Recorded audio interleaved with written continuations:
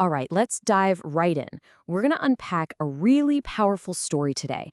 It's all about influence, intuition, and that quiet, sometimes really difficult journey of finding your own identity after being tangled up with someone else's for a very, very long time.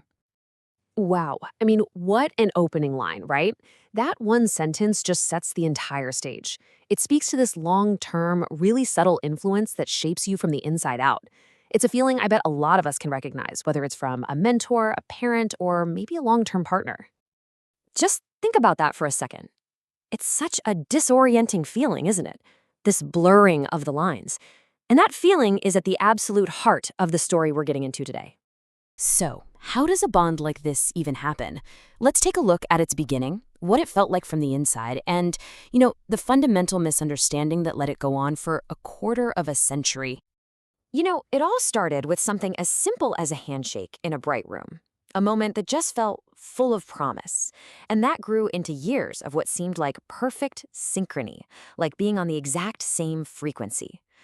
But that harmony, well, it was deceptive. And eventually, the first little cracks started to show.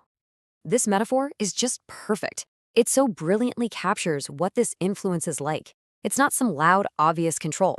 It's a line of code running in the background. It's subtle, it's everywhere. And over time, it gets so mixed in that you can't even tell your own thoughts apart from the programming you've absorbed. And here we get to the core illusion of it all. What looked like harmony, projects just unfolding seamlessly, was actually a state of constant low-level tension. It was two things moving together perfectly, sure, but it wasn't true, relaxed peace. The foundation, as it turns out, was always strained, even when it looked its absolute strongest. Ma'am, this is a trap we can all fall into, isn't it? Just because something has lasted a long time, a job, a relationship, a belief, that doesn't automatically make it right or true for us. We so often think longevity equals validity, and this story is just a powerful reminder to question that. So, after years of this so-called harmony, something starts to shift. And this is the turning point, right? This is where intuition starts sending out these quiet but persistent signals that the connection is starting to fail. This is exactly what it feels like, right? It's not a loud fight, but a disruption you can't quite put your finger on. It's like this inaudible static between sentences. It's a feeling of discord that messes up that clean signal that used to connect you. And of course, with that static comes the self-doubt. Is this feeling even real? Or is it just me wanting freedom so badly that I'm inventing a problem? The writer here is really questioning if this is true foresight or just wishful thinking that's dressing itself up as perception. But pretty soon that internal feeling starts getting confirmed by clues on the outside. And the signs are so subtle, a new undertone in conversations, a sense of other bonds competing for attention. Even the air in meetings just feels thicker. And that last one is so good. Words become lighter, eyes heavier. Communication starts to feel hollow as all the unspoken stuff gets heavier and heavier. This is the perfect way to describe that feeling. You can have two amazing musicians, but if their instruments are just slightly out of tune with each other, all you get is dissonance. The resonance is slipped, and it doesn't matter how well you play anymore, it's never going to sound right again. Okay, so this brings us to the end of the bond. And what's so striking here is how it all ends.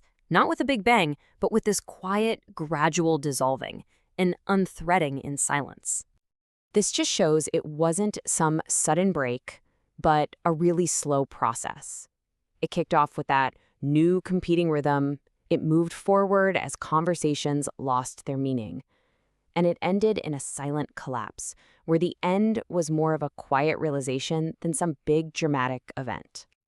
So when the official news, about a restructuring finally came, there was no shock, no anger, just this quiet feeling of confirmation.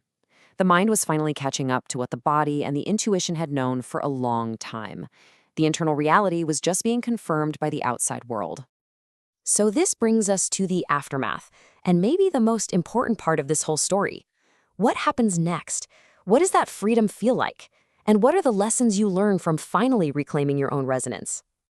The shift is just so beautifully captured in the writer's dreams. The old dreams were all about tension and arguments. The new ones? They're about open doors, corridors, and voices just mingling freely. And that symbolizes this huge psychological shift from feeling confined to a new sense of liberation and possibility. This nails the new relationship with the past.